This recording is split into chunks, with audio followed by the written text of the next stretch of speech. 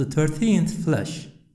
This, the 13th flash, explains the meaning of I seek refuge with God from Satan the accursed. This is about seeking refuge with God from Satan. 13 indications will be written. Some of them have been explained and proved in various places in the 26th word and other parts of the Risale-i Nur, so here will be discussed only briefly. In the name of God, the merciful, the compassionate, and say, O my sustainer, I seek refuge with you from the whisperings of the evil ones, and I seek refuge with you, my sustainer, lest they should come near me. First indication. Question. Although evil spirits do not interfere in the universe in any way in regard to creation, and through His mercy and favor Almighty God takes the part of the people of truth, and the attractive beauties and virtues of truth and reality strengthen and encourage the people of truth, and the repulsive ugliness of misguidance revolts the people of misguidance, what is the reason for Satan's party very often gaining the upper hand? What is the wisdom in it? And why should the people of truth always seek refuge with God from Satan's evil? The answer. The wisdom and purpose is this. For the most part, misguidance and evil are negative, destructive, and pertain to non-existence, while in the great majority of cases, guidance and good are positive, constructive, repairing, and pertain to existence. Everyone knows that one man can destroy in one day a building constructed by 20 men in 20 days. Yes, a person continues to live due to the existence of all the basic members and conditions of life being particular to the all-glorious Creator's power, yet, by severing a member a tyrant may make the person manifest death, which is non-being in relation to life. Therefore, the saying, destruction is easy, has become proverbial. In consequence, the people of misguidance sometimes triumph over the people of truth, who are very powerful with what is in reality a weak force. But the people of truth possess a stronghold so unassailable that when they take refuge in it, those fearsome enemies cannot draw close, they can do nothing. If they cause some temporary harm, according to the verse, and the end is best for the righteous, everlasting reward and profit make up for the damage. That impregnable stronghold, that fortified citadel, is the Sharia of Muhammad, upon whom blessings and peace, and his practices. Second indication. Question. The creation of devils, who are pure evil, and they are harassing the people of belief, and many people not believing and going to hell because of them, appears to be terrible and ugly. How does the mercy and beauty of the absolutely beauteous one, the absolutely compassionate one, the truly merciful one, permit this infinite ugliness and awesome calamity? Many people have asked about this question, and it occurs to many people. The answer. In addition to the minor evils, there are numerous universal good purposes in the existence of a Satan and human attainments and perfections. Yes, however, many the degrees from a seed to the huge tree, the degrees in the abilities lodged in human nature are more numerous. They range from a minute particle to the sun.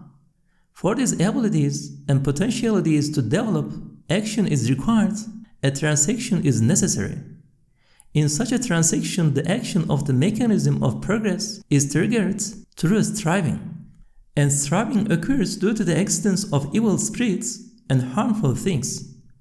Otherwise, man's station would have been constant like that of the angels. There would have been no classes in humankind, which resembles thousands of species. It is contrary to wisdom and justice to abandon 1,000 instances of good so as to avoid one minor evil. For sure, the majority of people embrace misguidance due to a Satan, but importance and value look mostly to quality, they look to quantity little or not at all. If someone has 1,010 seeds, which he buries, and under the earth the seeds undergo a chemical reaction as a result of which 10 become trees and 1,000 rods. The profit the man receives from the 10 seeds which have become trees certainly eliminates the loss he suffers from the 1,000 rotted ones. In exactly the same way, through the struggle against the soul and Satan, the profit, honor, enlightenment, and value for humankind gained by 10 perfect men, who are like stars, certainly reduced to nothing the harm caused to mankind through the people of misguidance embracing unbelief, who are so base as to be considered vermin. Since this is so, divine mercy, wisdom, and justice have permitted the existence of a Satan and allowed him to molest man. O people of belief, your armor against this awesome enemy is the fear of God fashioned on the workbench of the Quran, and your shield is the noble messengers upon whom the blessings and peace practices, and your weapon seeking refuge with God from a Satan, and seeking forgiveness, and taking refuge in divine protection. Third indication. Question. The very great complaints and massing of forces against the people of misguidance in the all-wise Quran does not appear to the reason to be conformable with its equitable and apt eloquence and the congruence and moderation of its style. It is quite simply as though it is mustering armies against a single man. It threatens him on account of one minor action as though he had committed thousands of crimes. It affords him a position and complains about him as though he were an aggressive partner despite his being bankrupt and having no share of the property. What is the reason for this and the wisdom in it? The answer.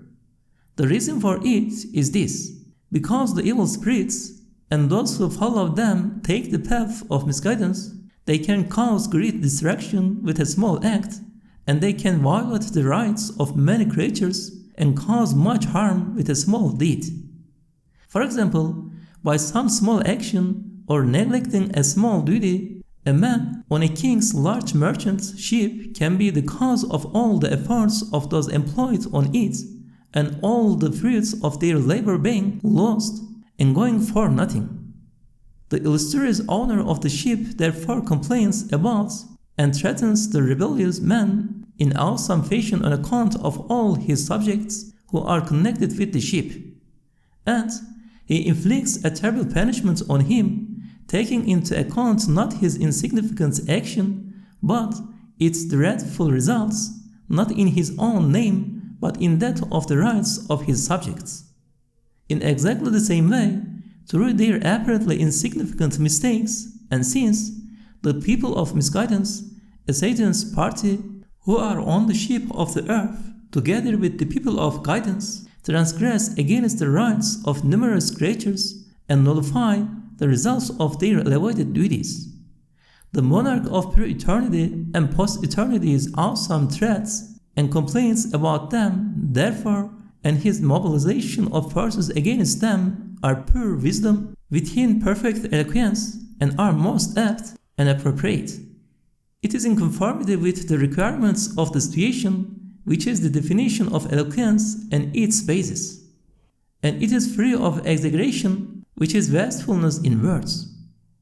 It is clear that the person will be wretched. It is clear that the person will be wretched who does not take refuge in a secure stronghold in the face of terrible enemies who wreak much distraction with little action. O people of belief, such a heavenly stronghold of steel is the Quran. Enter it and be saved.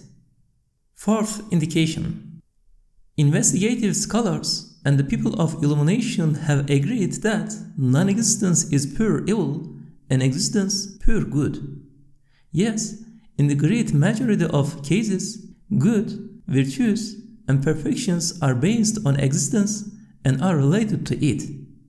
Even if they are superficially negative and hint of non-existence, their basis is in existence and pertains to it. While the basis and leaven of all ugliness, such as misguidance, evil, calamities, and sins, is non-existence and denial. Their badness and ugliness arise from non-existence. Even if they appear superficially to be positive and pertaining to existence, essentially they are non-existence and denial. Also, observedly, the existence of something like a building is realized through the existence of all its parts, while its destruction, non-existence, and annihilation occur through the non-being of one of its main parts. Furthermore, existence requires an existent cause. It is based on a cause that has an actual reality, whereas non-existence may be based on things which pertain to non-existence. Such things may be the cause of something non-existent. In consequence of this rule, despite the awesome destruction in the universe of devils from among jinn and man, and the varieties of unbelief, misguidance, evil, and destruction they perpetrate, they neither interfere one iota in creation, nor do they have any share in divine sovereignty. Moreover, they do not perform those acts through any power or ability. They perpetrate many of the things they do through neglect and abstaining from action. They commit evils by not allowing good to be done, that is, they become evil. For since bad and evil are a sort of destruction, their causes do not have to be an existence, power, and active creativity. Indeed, West destruction is wrought due to one non-existent matter or one condition being nullified. It was because the Zoroastrians did not develop this mystery that they believed there was a creator of good in the universe called Yazdan and a creator of evil called Ahriman. However, the imaginary god of evil they called Ahriman was a Satan who causes evil through the power of choice and the power to act, which has no ability to create. O people of belief, your most effective weapon and equipment for repairs in the face of this awesome destruction of a Satan is seeking forgiveness from God and declaring, I seek refuge with God, to have recourse to Him. And your stronghold is the prophets, upon whom blessings and peace practices. Fifth indication. In the revealed scriptures, Almighty God points out to mankind great rewards like paradise and terrible punishments like hell, and He gives guidance, many admonishments and reminders and threats and encouragements. But despite there being so many means guiding the people of belief to the straight path, they are defeated in the face of the feeble, unrewarding, repellent stratagems of a Satan's party. At one time, this caused me much thought. How is it, I wondered, that although they believe, they disregard Almighty God's severe threats? Why isn't their belief enough? They are carried away by a Satan's baseless wiles and rebel against God, although according to the verse, feeble indeed is the cunning of a Satan. Some of my own friends, even although they sincerely affirmed the teachings about reality they had heard from me 100 times and had an excessively good opinion of me and relations with me, they were carried away by the trite and hypocritical compliments of a corrupt person and took up a position in favor of him and against me. Glory be to God! I exclaimed, how can a person fall so low? What a deceitful man he was! I slandered him and committed a sin. Later, the truth explained in the previous indications became clear and illuminated many obscure points. Thanks be to God, through its light I understood both that the all-wise Quran's powerful encouragements and assurances are completely in place, and that the people of belief being deceived by satanic machinations is not due to a lack of belief or weakness of faith. I understood too that someone who commits grievous sins is not an unbeliever, and that the Mu'tazilats and some Harijit sects are in error by stating the person who commits a grievous sin is either in a state of unbelief or is between belief and unbelief, and that unfortunate friend of mine sacrificing 100 lessons in reality to win the attentions of such a scoundrel was not despicable abasement and degeneration. I thanked Almighty God and was saved from the abyss. For, as I said before, Satan pushes man into serious peril because of some insignificant matter that in reality lacks existence.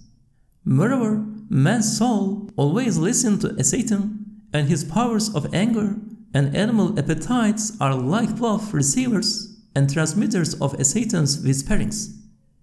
It is in consequence of this that Almighty God's names of oft forgiving and all compassionate are turned to the people of belief with a maximum manifestation, and he points out in the all-wise Quran that the greatest gift he bestows on the prophets is forgiveness, and he calls on them to seek forgiveness. Repeating the blessed words, "In the name of God, the merciful, the compassionate," at the start of every surah, and commanding that it be recited at the commencement of all good works, he shows that his all-encompassing mercy embraces the universe and is a stronghold and place of refuge. And by the command, "Seek refuge with God," he makes a shield of the phrase, "I seek refuge with God from Satan the accursed." Sixth indication. One of Satan's most dangerous stratagems is this: he makes certain sensitive and ingenuous people confuse imagining unbelief with affirming it. He shows the imagining of misguidance to be the affirmation of it. He also conjures up in their imaginations ugly thoughts about holy individuals and sacred things. He shows awful things which are essentially possible together with those that are reasonably possible, thus making those things appear to be doubts opposed to the certainty of belief. Then the wretched sensitive man supposes that he has fallen into misguidance and unbelief, and that his certainty of belief has been lost. He falls into despair and becomes the plaything of the Satan. Satan works both his despair and that weak vein of his and his confusion, so that he either goes mad or, exclaiming, "All is lost," embraces misguidance. We have explained in some parts of the Risale-i Nur just how lacking in substance are these diabolical stratagems, so here shall discuss them only briefly as follows.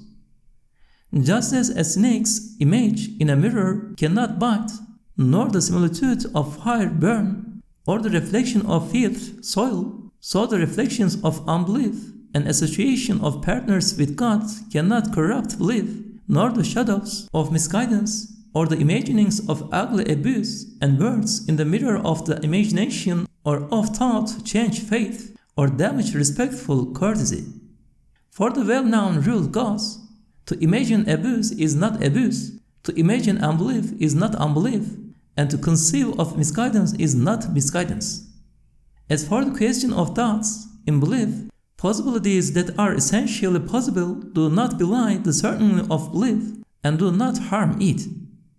One of the established rules of the science of the principles of religion is, an essential impossibility cannot negate the certainty afforded by knowledge. For example, we are certain that Barla Lake is in its place consisting of water. It is, however, essentially possible that this very moment the lake sank into the ground. It is within the bounds of possibility that it might sink. But since there is nothing to indicate such a possibility, it is not a reasonable possibility and cause doubt. For another established rule of the principles of religion is, a possibility that does not arise from any proof or evidence holds no importance. That is, an essential possibility unsupported by any indication cannot be deemed a reasonable possibility and so cause doubts and warrant importance. Hence, the unfortunate man exposed to those satanic whisperings supposes that due to essential possibilities, he has lost his certain belief in the truths of faith. For example, numerous essential possibilities about the human aspects of the noble messenger, upon whom be blessings and peace, may occur to him which cause no harm to his firm belief, but he imagines that they have and so suffers harm. Also, sometimes Satan suggests bad things about Almighty God in the form of whisperings in the heart. The man trembles, supposing that his heart is corrupted so that it says such things.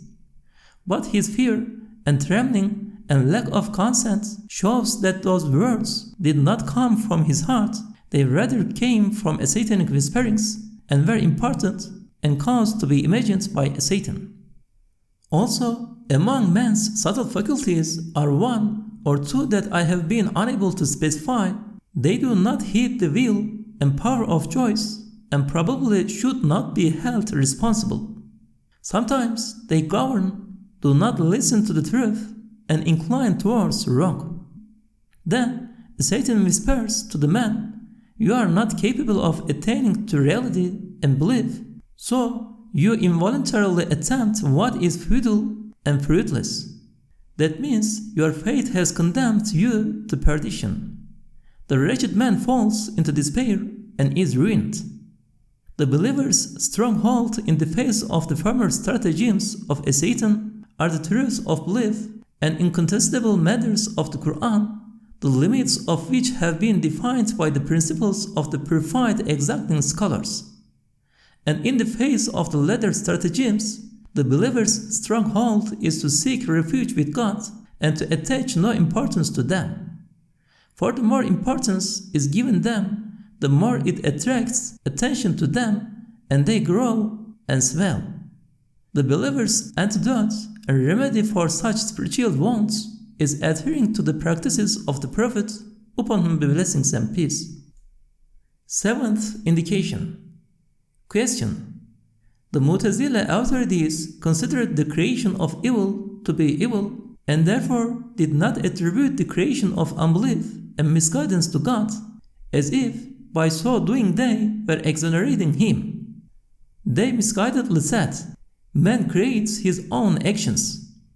They also said, a believer who commits a grievous sin loses his belief, for believing in God and affirming hell is incompatible with such acts.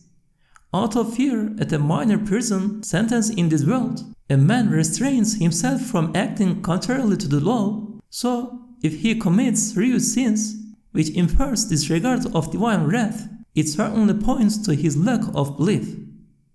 The answer to the first part of the question. As is elucidated in the treatise on divine determining, the creation of evil is not evil, it is the inclination to the evil that is evil. For creation and bringing into being look to all the results. Since the existence of one evil is preliminary to numerous good results, by virtue of those results, the creation of the evil becomes good and is as though good. For example, fire has 100 good results, but if because they misuse their wills, people make the fire evil for themselves, they cannot say that the creation of evil is evil. In the same way, the creation of devils has numerous wise results, such as human progress, so if a person is defeated by a Satan due to his misuse of his will and misguided inclinations, he cannot say that the creation of a Satan is evil. For he did evil to himself because he was himself disposed to it. Yes, since the tendency is a particular relation, it has a particular evil result and becomes evil. But since creation looks to all the results, the creation of evil is not evil, it is good. The Mu'tazilites did not understand this mystery, so they said, the creation of evil is evil, and the creation of bad, bad. And to exonerate Almighty God of all faults, they did not ascribe the creation of evil to him. They fell into misguidance, wrongly interpreting the pillar of belief in divine determining both the good of it and the evil of it are from God. The answer to the second part of the question, how can someone who commits grievous sins remain a believer? Firstly, their error may be understood clearly from the previous indications, so there is no need to repeat it. Secondly, the man's evil commanding soul prefers an ounce of immediate, present pleasure to a ton of postponed hidden pleasure. Similarly, he shrinks at the fear of an immediate slap more than at a year's torment in the future. Furthermore, if the emotions dominate a person, they do not heed the reason and mind. Desires and delusions govern in him, and he prefers the slightest, most trivial present pleasure to huge reward in the future, and he shrinks from some minor present distress more than from some terrible postponed torment. For desire, illusions, and emotions do not see the future, indeed, they deny it. And if the soul assists them, the heart, which is the seat of belief, and the mind, fall silent and are defeated.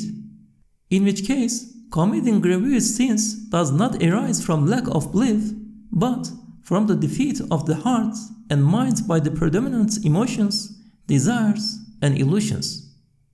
Moreover, as is understood from the previous indications, since the way the patience and evil work is through distraction, they are extremely easy. Ascetans from among jinn and men quickly drive people down that road. It is an astonishing situation, for according to a hadith, a light to the extent of a fly's wing from the world of eternity is comparable to the pleasure and bounties a person receives in his entire life in this world. Yet, following a Satan, certain unfortunates prefer the pleasures of this fleeting world, which are a mere fly's wing in comparison with the pleasures of that eternal world, which are worth all this world. It is for these reasons that the all-wise Quran repeatedly and insistently and with encouragement and threats restrains believers from sin and urges them to the good. One time, the severe guidance of the all-wise Quran gave me the idea that these continual warnings and reminders imply that believers are inconstant and faulty. They suggest association inconsistent with man's integrity. For although a single order from his superior is sufficient to exact an official's obedience, if the superior repeats the same order 10 times, the official will be seriously offended. He will say, "You are insulting me. I am not disloyal." However, the all-wise Quran insistently repeats the same command to the most sincere believers. At the time I was puzzling over this idea, I had 2 or 3 loyal friends. I frequently used to warn and remind them lest they be deceived by the machinations of satanic humans. They were not offended at me, nor said I was insulting them. However, I used to tell myself that I was offending them with these continual admonitions, and that I was accusing them of disloyalty and inconstancy. Then, suddenly the truth explained and proved in the above indications became clear. I understood that the all-wise Quran's insistent repetitions were apt and exactly as required by the situation, and wise and not excessive or accusing. They were pure wisdom and pure eloquence. I understood too the reason those loyal friends of mine were not offended. A summary of the truth is this: since evil spirits provoke people in respect of distraction, they commit much evil with few actions. People who take the path of truth and guidance, therefore, are in need of much caution and great care and repeated warnings and various assistance. For this reason, Almighty God offers assistance to the people of belief through His 1,001 names by way of those repetitions, and stretches out thousands of compassionate hands to help them. He does not slight their integrity, but upholds it. He does not belittle man, but shows a Satan's evil to be great. O people of truth and people of guidance, the way to be saved from the above-mentioned wiles of a satanic jinn and man is this: make your headquarters the school of the people of the truth, the Sunnis. Enter the stronghold of the Quran of miraculous expositions in contestable matters, and take the prophets, upon whom be blessings and peace, practices as your guide. Find safety and salvation.